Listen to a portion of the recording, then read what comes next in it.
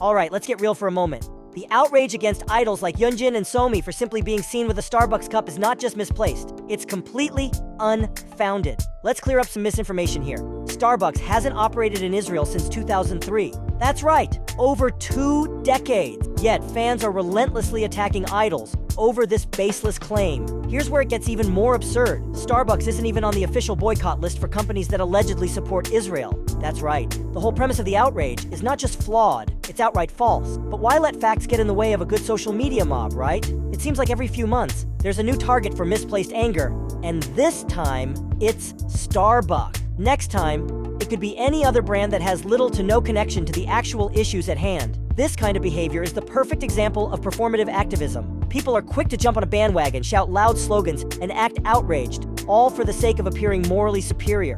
It's all about the optics, not about making any real difference. Performative activism gives people the illusion that they're making an impact, when in reality, they're just adding to the noise. It's a way to feel good about oneself without having to put in the hard work that real activism requires. And let's talk about the hypocrisy for a moment. You're all set to boycott Starbucks, but what about Apple? The device you're using to tweet and post your indignation is from a company with significant investments in Israel. But I guess giving up your iPhone, MacBook, iPad, and AirPods is just too much to ask, right? Apple has a long-standing history of significant investments and operations in Israel. They have multiple R&D centers in the country, employing thousands of engineers and researchers. Apple's Israeli facilities are crucial for the development of their hardware components, particularly in semiconductor design and flash storage technology. The technology and innovations developed in Israel are integral to the functionality of every Apple device you use. By supporting Apple, you are directly supporting these operations. Furthermore, Apple's acquisitions of Israeli tech companies have bolstered their presence and influence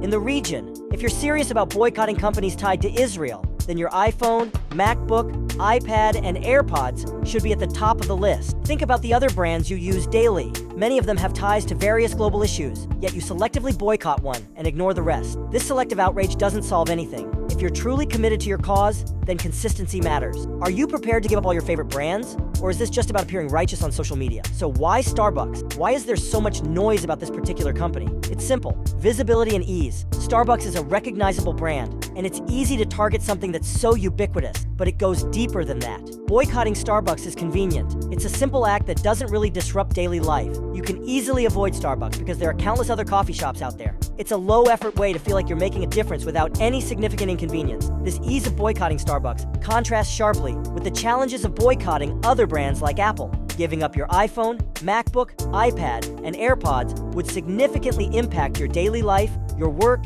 and your social interaction. It's much harder to make that kind of sacrifice, so it's conveniently overlooked. This selective activism shows that the commitment to the cause is often more about convenience than conviction. Performative activism is dangerous because it distracts from actual issues and meaningful action. Instead of wasting energy on a misguided boycott, how about channeling that passion into something that truly supports the Palestinian cause? Donate to reputable organizations that provide humanitarian aid. Use your platform to educate yourself and others about the complexities of the conflict. Support Palestinian businesses and artists who are actually affected by these issues. Real activism requires sacrifice and dedication. It means going beyond social media posts and hashtags and making tangible efforts to support the cause. Now, let's talk about the impact of this misplaced outrage on idols. These celebrities are being dragged into controversies they have nothing to do with. They're facing harassment and hate for simply living their lives. It's not just unfair, it's cruel. Idols are human beings, not political tools for your performative activism. They often have very little control over their public image, especially when it comes to brand deals and sponsorships. They shouldn't have to bear the brunt of misinformed anger. Imagine being an idol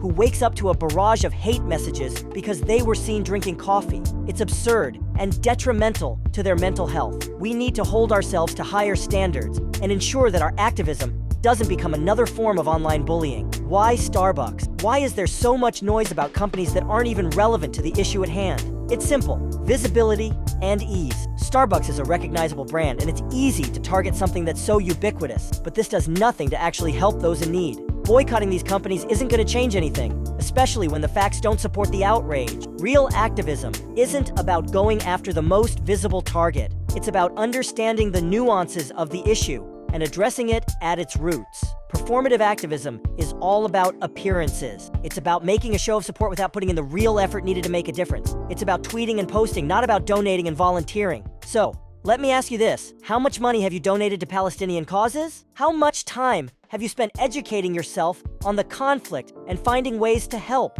If the answer is none, then maybe it's time to rethink your approach. True support requires more than just words. It requires action. Consider the long-term impact of your actions. Are you fostering understanding and change, or are you simply adding to the noise? Before you jump on the next outrage train, take a moment to fact-check and think critically about the issue.